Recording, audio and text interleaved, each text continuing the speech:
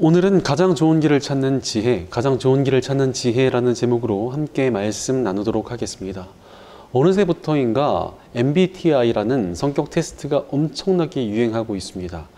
사실 심리학 쪽에서는 신뢰도를 인정받지 못하는 거의 유사과학, 사이비에 가까운 것으로 평가를 받고 있는데 어느새 이 한국 사회에서는 모르면 대화가 안 될 정도로 굉장히 유행하고 있습니다. 이런 것들이 유행하는 이유가 무엇입니까? 대화가 되기도 하고 남들에 대해서 좀 알고 싶다 그런 마음이 있으니까 이런 것들이 좀 관심을 갖게 되는 것 같습니다. 하지만 무엇보다도 내가 어떤 사람인지 궁금하기 때문에 그런 테스트를 한다고 생각합니다. 실제로 그런 테스트를 하면서 내가 이런 사람이었구나, 내가 이런 성격을 가지고 이런 특징을 가진 사람이었구나를 깨닫고 좋아하는 사람들을 굉장히 많이 보았습니다.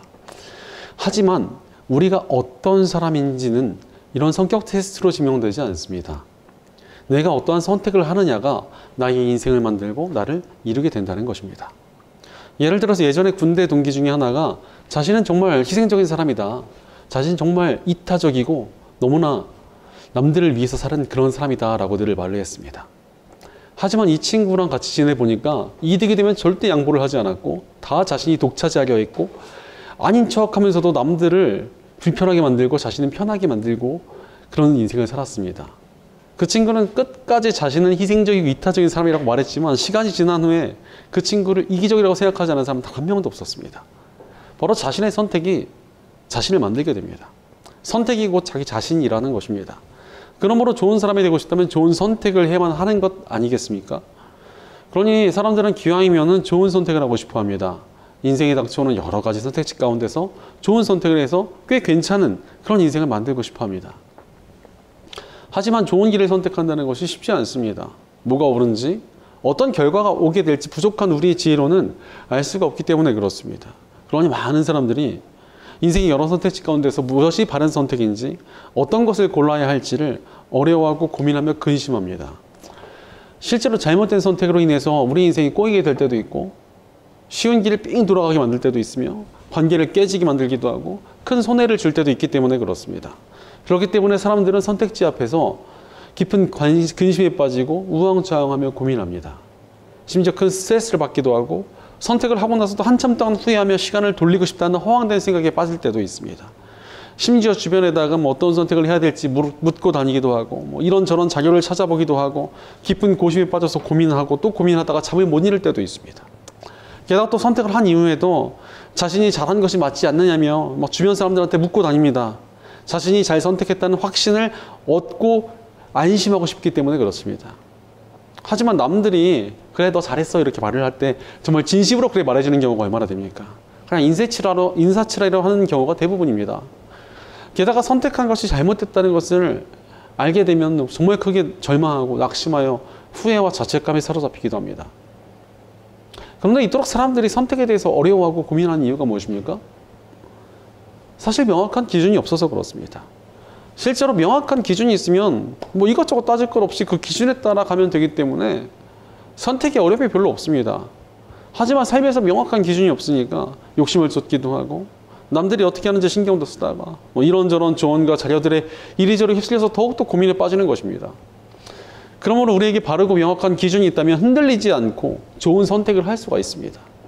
그러니 어찌해야 합니까? 바른 기준을 가지고 살아야 합니다. 그렇다면 우리 크리스천들에게 있어서 명확하고 바른 기준이 무엇이겠습니까? 바로 하나님의 뜻입니다. 우리 크리스천들은 무엇보다도 하나님의 뜻을 향해야 합니다. 그것이 우리에게 있어서 가장 중요한 기준이며 우리 인생을 가장 좋은 길로 향하게 만드는 지혜입니다. 오늘 보면 16절을 보면은 요셉의 형제들이 왔다는 소문이 바로의 궁에 전해지자 바로와 그의 신하들이 기뻐하였다라고 말씀하고 계십니다. 총리 요셉의 형제들이 왔다는 소식을 들은 파라오도 또 그의 신하들도 모두 다 기뻐해 주었습니다. 지금 요셉이 총리가 된 지가 거의 한 10년이 돼 가는데 이는 요셉이 단순하게 꿈 한 번 잘 꿔가지고 총리직을 유지하는 게 아니라 아주 인정받으며 일을 잘 해내고 있다라는 의미입니다. 죽임당할 뻔했다가 노예로 팔려왔고 누명을 써서 감옥에 갇히는 등 수많은 역경을 겪었던 요셉이 이제 세계 최강대국의 총리로 자리를 굉장히 잘 잡았습니다. 이방이었던 그가 사람들에게 인정을 받았으며 또 사랑받았고 또 기근에 대비하여 수많은 사람들의 목숨을 살렸고 가족까지 구해냈습니다. 하나님께서 그의 삶에 예비해 주셨던 모든 풍성한 열매들이 가득 거둬지게 되었습니다. 노예 출신의 죄수가 이렇게 엄청난 지혜와 큰 일을 해낸다는 것이 믿기지 않을 정도입니다. 이런 엄청난 역사들 가운데 요셉이 쓰임받게 된 이유가 무엇이었겠습니까? 바로 요셉이 늘 하나님의 뜻대로 살았기 때문입니다. 그는 삶에서 어떠한 위기나 유혹이 닥쳐왔어도 하나님의 뜻대로 행했습니다. 그것이 그의 삶에서 바른 선택이 되었고 하나님의 때에 하나님께서 주시는 풍성한 열매를 얻을 자격을 갖추게 된 것입니다. 우리 크리스천들의 인생도 마찬가지예요. 우리는 하나님의 뜻을 향해야 합니다. 하나님의 뜻대로 사는 것이 우리 인생을 가장 좋은 길로 이끄는 바른 선택이기 때문입니다. 올해 우리가 위드 더 라이트 스피릿, 바른 정신으로 함께 가기라는 주제로 요셉의 삶을 살펴보고 있습니다. 요셉의 삶을 통해서 드러난 바른 정신이 무엇이었습니까? 하나님의 뜻대로 살아가는 것이었습니다.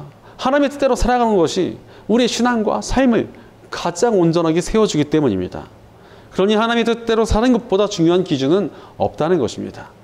실제로 우리 하나님께서는 온 우주 만물을 지으시고 다스리시는 분이십니다. 그분이 유일한 창조주 하나님이시며 온 우주의 유일한 통치자이십니다. 그러므로 그분의 뜻만큼 중요한 일이 어디 있겠습니까? 예를 들어 어떤 직장이든 조직이든 제일 중요하게 여기시는 것이 무엇입니까? 더 높은 사람의 뜻이 더 중요하게 여기십니다.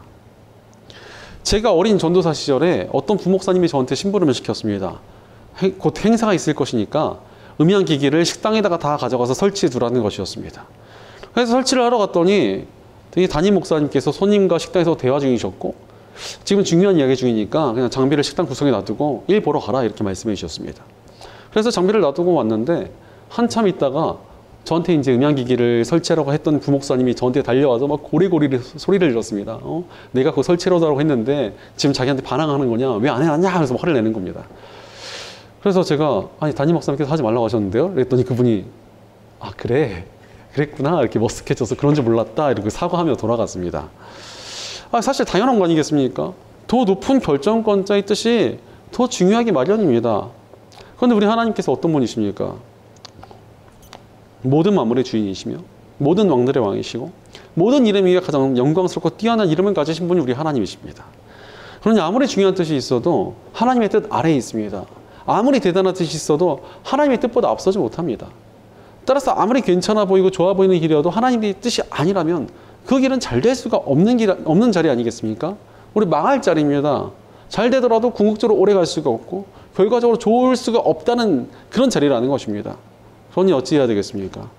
우리는 늘 하나님의 뜻을 향해야 합니다. 모든 선택지 가운데서 하나님의 뜻을 택하며 나아가야 한다는 것입니다. 그럼에도 불구하고 많은 분들이 하나님의 뜻대로 나아가려 하지 않습니다. 다른 사람들의 의견을 구하거나 자기 뜻대로 선택하며 고집을 부립니다. 왜 그렇습니까? 우리는 우리 삶에서 만나는 선택지들 가운데 머리를 굴리며 계산하기 때문에 그렇습니다. 그래서 어떤 선택이 가장 이득이 되고 유익할지를 따져봅니다. 그렇게 머리를 굴려봐서 하나님의 뜻보다도 더 이익이 있다고 생각이 되면은 그것을 택하는 사람들이 적지 않습니다. 남들이 옳다고 하고 내 판단에 좋아 보이는 길을 택하려 하는 것입니다. 물론 사람이 계산을 안 할 수가 없습니다. 저희 집 강아지도요. 누가 더 간식을 잘 줄지를 항상 계산하고 그 사람한테 더 애교를 많이 부립니다. 당연히 더 좋아 보이는 것이 무엇인지를 따지는 것은 지극히 당연한 일입니다. 그러나 잠언 4장 12절을 보면 사람의 눈에는 바른 길 같아 보이나 마침내는 죽음에 이르는 길이 있다라는 말씀이 있습니다. 우리 계산에 맞아 보여도 망하는 길이 있다는 것입니다. 생각보다 그런 일들이 얼마나 많습니까? 제 주변에 친구 중에 하나가 투자를 하려고 애를 정말 많이 씁니다. 하지만 다른 친구들은 그 친구를 마이너스의 손이라 부르고 있습니다. 흔히 우리가 투자를 할 때 무릎에서 사서 어깨에서 팔아야 된다 이런 말을 합니다. 그냥 적당히 쌀 때 사가지고 적당히 오르면 팔아야 된다 이런 말을 합니다. 그런데 이 친구가 강의도 듣고요. 또 이런 투자를 하는 친구들한테 가가지고 뭐 투자사에 있는 친구들한테 조언도 듣고 연구도 많이 합니다. 그런데 이 친구는 항상 정수리에서 사서 발목에서 팝니다. 가장 비쌀 때 사서 가장 쌀 때 판다는 것입니다. 나름 계산을 굴려도 계속 마이너스 수익만 쌓고 있습니다. 자기 생각에는 반드시 오를 거래요. 근데 이 친구가 딱 사면은 기가 막히게 빠르게 떨어집니다. 자기 딴엔 나름대로 다 막 세계 정세를 다 연구했다 이러는데 어떻게 그렇게 떨어지는 것만 예측하는지 이게 놀라울 정도입니다. 물론 운 좋게 투자에 성공하는 사람도 있겠으나 사실 사람의 뜻과 지혜는 한계가 있습니다. 우리가 아무리 계산해도 그 계산보다 하나님의 뜻이 훨씬 더 지혜롭고 완벽하기 때문입니다. 그러니 진짜 지혜는 어떤 것이 가장 이득이 될지를 계산하는 게 아닙니다. 어떤 것이 가장 하나님의 뜻에 맞는가를 계산하는 것입니다. 하나님의 뜻대로 가면 하나님께서 우리 삶을 뭐 그냥 두시겠습니까? 하나님께서 주신 은혜와 복을 채워주시기 마련입니다. 그러므로 우리는 늘 하나님의 뜻을 향해야 합니다. 그렇다면 우리가 어찌 하나님의 뜻대로 선택하며 살아갈 수 있겠습니까? 복음 안에서 우리의 신분을 기억할 때 가능합니다. 우리의 신분이 무엇이었습니까? 우리는 원래 하나님께 지음받은 피조물이었으나 죄를 지음으로써 하나님을 거역하고 반역을 저지른 죄인이었습니다. 하지만 하나님께서는 그런 우리를 불쌍히 여겨주시고 용서하시려고 하나뿐인 아들 예수 그리스도를 이 땅에 보내주셨습니다. 이 땅에 오신 예수님의 십자가 희생 덕분에 죄를 지었던 우리는 하나님께 구원받은 새로운 존재가 되었습니다. 이전에 죄인이었던 우리가 하나님의 백성이며 하나님의 종이 되었습니다. 실제로 우리가 복음을 받아들일 때 어찌 받아들여야 합니까? 우리를 위해 대신 십자가의 죽음을 당하신 예수님을 우리 구원자이자 주인으로 믿고 따르겠습니다. 이렇게 고백을 해야 됩니다. 즉 우리는 예수 그리스도를 따르는 종들이라는 것입니다. 종이 누구의 뜻을 따라야 됩니까? 두말할 것도 없이 주인의 명령을 따라야 합니다. 종이라는 신분의 정체성 자체가 주인의 명령을 따르는 것이지 않습니까?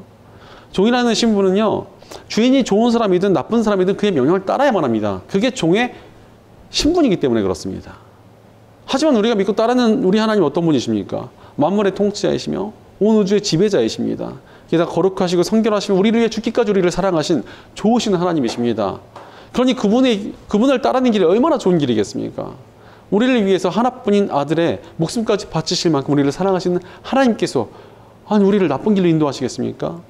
우리를 너무도 사랑하시는 하나님께서 우리가 그분을 따를 때 가장 좋은 길로 인도해 주십니다. 그러니 하나님의 뜻을 따르는 것보다 더 좋은 길은 있을 수가 없습니다.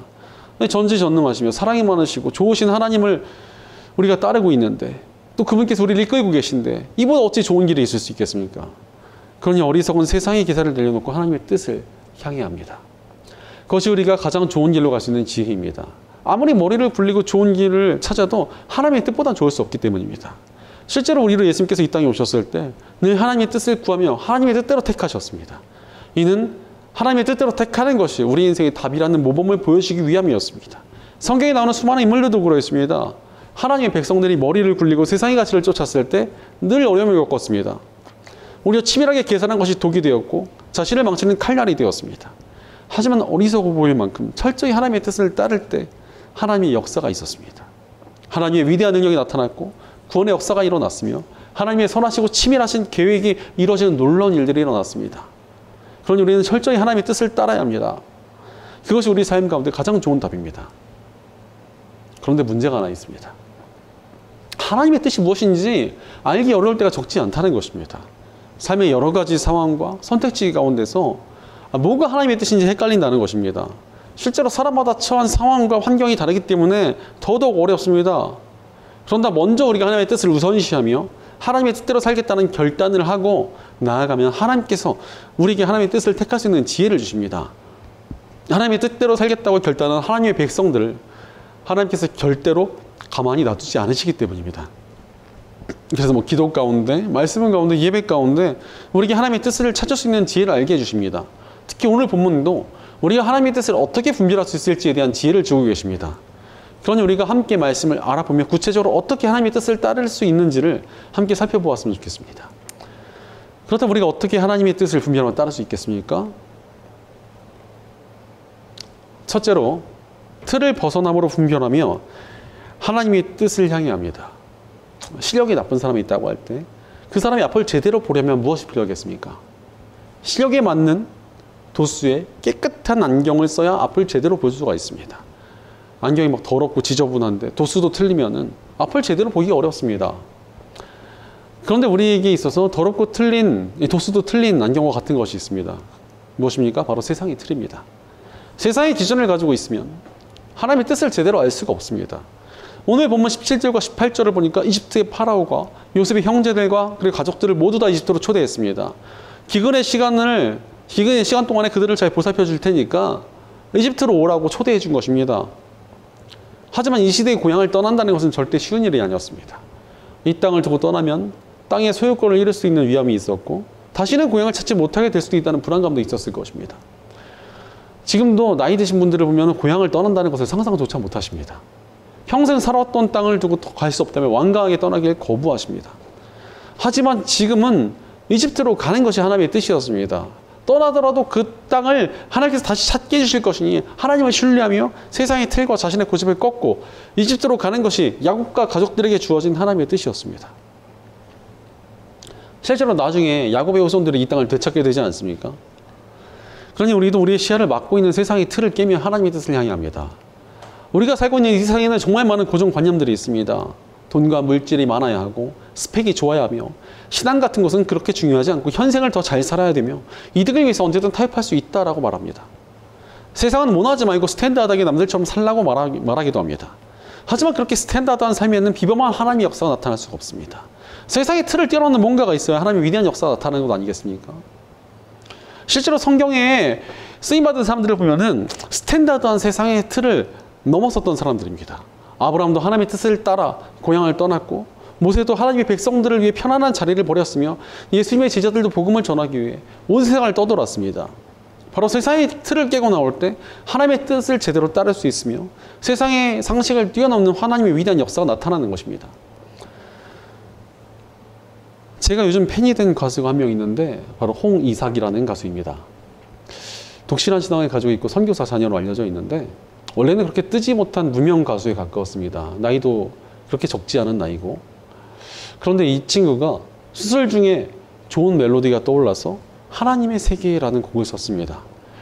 사실 가수가 좀 뜨지 못한 상황에서 대중적인 인기를 끌만한 그런 노래를 써서 떠야 되는 게 상식적인 틀이 아닙니까? 뭐 좋은 멜로디가 떠올랐으면 일단 대중적인 노래를 써서 좀 그걸로 좀 떠야 자기가 좀 뜰 수 있다 이렇게 생각하지 않겠습니까? 하지만 이 친구는 그런 좋은 멜로디가 떠오른 것을 가지고 찬양을 썼습니다. 그래서 이 곡이 크리스천들 사이에서 좀 알려지긴 했지만 뭐 그렇다고 해서 확 뜨진 않았습니다. 그러다가 갑자기 이미 데뷔한 가수들을 데리고서 오디션 프로를 하는 프로그램에 나가게 되었는데 거기서 몸이 안 좋은데도 불구하고 1등을 하고 뮤지션으로서의 길이 활짝 열려졌습니다. 지금은 또 OST 이런 데 굉장히 많이 나오는 거 보면서 잘 되고 있구나. 그래서 기분이 굉장히 좋습니다. 세상의 틀을 넘어서 하나님의 뜻을 따르니까 하나님께서 놀라운 역사를 베푸신 것 아니겠습니까? 그 친구가 쓴 하나님의 세계라는 찬양의 가사가 그런 뜻을 담고 있는데 참 아름답습니다. 나는 계속 걸어갑니다. 사람들의 방향과는 다르다고 해도. 바로 이렇게 세상의 틀을 넘을 때 우리는 하나님의 뜻을 찾을 수 있습니다. 그러니 세상의 기준을 넘어 하나님의 뜻을 향해 합니다. 세상의 틀과 나의 기준을 넘어 하나님의 뜻을 찾고 하나님의 뜻 가운데서 그분이 이루시는 위대한 역사를 누리는 저와 여러분 되시기를 축원합니다. 둘째로 순적함으로 분별하며 하나님의 뜻을 향해 합니다. 우리가 하나님의 뜻을 따를 때 나타나는 현상이 무엇인 줄 아십니까? 순적함이 나타납니다. 순적하다는 말은 개역 한글, 좀 옛날 성에서 쓰이던 말인데 일이 몹시 매끄럽게 잘 진행된다 이런 뜻입니다. 하나님께서 하나님의 뜻대로 뜻 가운데로 가는 이들을 도우시니까 매끄럽고 순조롭게 일이 진행될 수밖에 없지 않겠습니까? 오늘 본문 19절에서 21절을 보면 이집트의 파라오가 야곱의 가족들을 초청하면서 모든 것들이 다 불편하지 않도록 다 준비를 해줍니다. 하나님께서 파라오의 마음을 움직이셔서 그가 모든 것들을 다 준비해 줄 수 있도록 이끌어 주셨던 것입니다. 바로 하나님께서는 우리가 하나님의 뜻을 향할 때 우리를 도우시고 보호하시며 인도하십니다. 그러니 삶이 순적하게 이끌어지는 것 아니겠습니까? 물론 그렇다고 해서 착각하시면 안 되는 것이 있습니다. 아, 하나님의 뜻대로 가면은 아무런 고통도 없고 역경도 없고 고난도 없구나 이런 뜻이 아니라는 것입니다. 어려움과 난관이 있어도 그것들을 이겨낼 힘을 주십니다. 그래서 순적함이라는 기준으로 하나님의 뜻이 무엇인지를 분별해 보면은 알게 될 때가 꽤 많습니다. 실제로 어떤 분들을 보면은 나름 괜찮아 보이는 자리 같은데 항상 꼬이고 본인도 너무 힘들어합니다. 심지어 너무나 괴로워하면서 교회와도 멀어지고 공동체와도 멀어지면서 신앙적인 것도 하나도 못하고 막 끙끙 앓습니다. 맨날 몸도 안 좋아지고 뭘 해도 좀 이상하고 뭘 해도 좀 어렵습니다.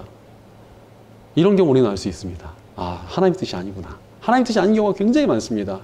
도저히 못 이겨내겠다. 막 너무 힘들어한다.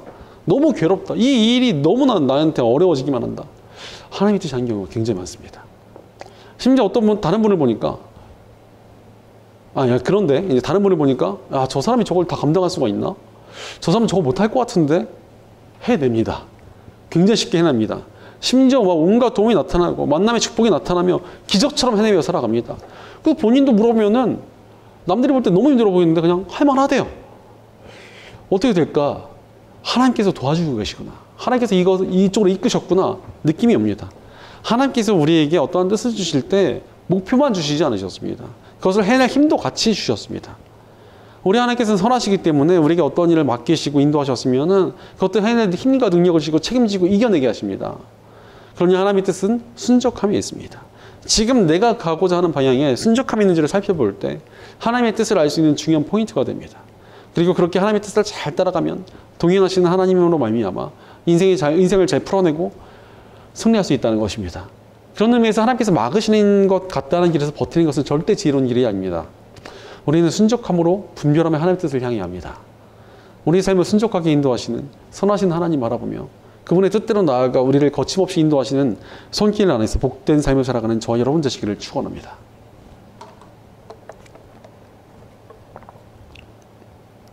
셋째로 변화를 통하여 분별하며 하나님의 뜻을 향해야 합니다.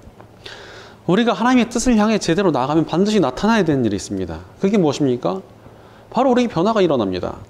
오늘 본문 22절을 보니까 요셉이 형제들을 보내며 그들에게 새 옷을 입혀주었습니다. 새로운 옷을 입혀주었다는 것이 무슨 뜻입니까? 그들이 새로운 모습으로 변화되었다는 것입니다. 실제로 24절에 요셉은 형제들에게 가시는 길에 서로들을 탓하지 마십시오라고 당부합니다. 이제 과거의 일을 가지고 서로 탓하면 싸우지 말고 새롭게 되라는 것입니다. 너희 이제 새로운 인생을 살아라. 이제 정말 새로운 삶을 살게 될 텐데 완전히 새롭게 변화된 그런 삶을 살아라 이렇게 말해준 것입니다. 바로 하나님의 뜻을 따른다는 것은 과거의 미래인 게 아닙니다. 하나님 안에서 새로운 꿈을 꾸고 새로운 열정을 가지며 새로운 변화를 향해 나아가게 되는 것입니다. 사실 우리가 하나님의 뜻을 향해 제대로 나아간다는 것은 하나님을 사랑하며 그분을 따른다는 것이지 않습니까? 그렇게 하나님을 사랑하는 길 가운데 나아가면 당연히 변화가 생길 수밖에 없습니다. 하나님을 제대로 따라가면은 변화가 안 생길 수가 없다는 것입니다. 여러분 혹시 이보다 더 좋을 수는 없다라는 영화를 보셨습니까? 옛날 좀 영장 영화인데 이 영화에 굉장히 멋진 장면이 나옵니다. 이 영화의 주인공은 강박증을 앓고 있는 소설가인데 이 사람이 강박증이 너무 심하다 보니까 매일 독설과 강박 증세를 가지고 사람들을 굉장히 불편하게 만듭니다. 그런데 한 식당의 종업원만이 그를 좀 잘 대해주었고 이 소설가는 그 종업원에게 사랑에 빠져버립니다. 그래서 나중에 둘이 데이트를 하게 됐는데 이 종업원이 소설가에게 자신을 향해서 칭찬을 하나만 좀 해달라 이렇게 말해줍니다. 그랬더니 이 소설가가 굉장히 특이하게 말을 합니다. 나는 정신적으로 문제가 있어요. 강박증을 앓고 있죠. 의사가 말하길 나 같은 증상의 한 50~60% 정도는 약을 먹으면 낫는데요. 하지만 나는 약을 정말 증오할 정도로 싫어요. 하지만 당신에게 사랑에 빠진 후에 약을 먹기 시작했어요. 이렇게 말을 하니까 아니 종업원이 약 먹기 시작했다는 게 뭔 칭찬이냐. 이것도 칭찬이야 이렇게 말을 합니다.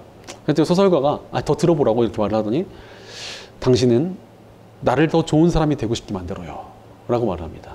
되게 유명한 대사인데 당신은 나를 더 좋은 사람이 되고 싶게 만들어요. 이게 진짜 사랑이지 않습니까? 사랑하면 변화되기 마련입니다. 하나님을 사랑하는데 어떻게 안 변할 수 있겠습니까? 하나님을 사랑하면 하나님의 뜻 가운데 있으면 변화가 안 될 수가 없습니다. 하나님께서 원하시는 대로 더 나은 삶을 살게 되는 것입니다. 이전과 달리 평안해지고 이전과 달리 기쁨이 넘치고 담대해지며 거룩해지고 성결해지며 하나님의 성품이 회복됩니다. 내가 어떤 길을 가는데 거기서 내가 이렇게 선한 변화가 나타나는 게 아니라 점점 더 나빠지고 점점 더 이상해진다. 그거 하나님의 뜻이 아닙니다. 하나님 뜻대로 변화되는 것이 바로 하나님의 뜻인 것입니다.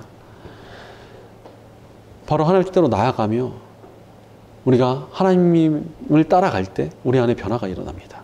그러므로 우리는 변화를 통해 분별하며 하나님의 뜻을 향해 합니다. 그렇게 선한 쪽으로 변화되는 자리가 바로 하나님의 뜻입니다. 또 그렇게 변화되어 갈 때 하나님께서 우리 삶을 가만히 두시겠습니까? 하나님께서 주시는 능력과 역사가 거침없이 우리 삶에 나타나게 되는 것입니다. 그러니 하나님의 뜻을 향해 나아가 하나님 안에서 변화되어 가며 하나님의 역사를 누리고 살아가는 복된 저와 여러분 되시기를 축원합니다. 사랑하는 여러분, 하나님의 뜻을 향해 살아가고 계십니까? 하나님의 뜻을 따르는 것보다 더 지혜롭고 좋은 길이 없습니다.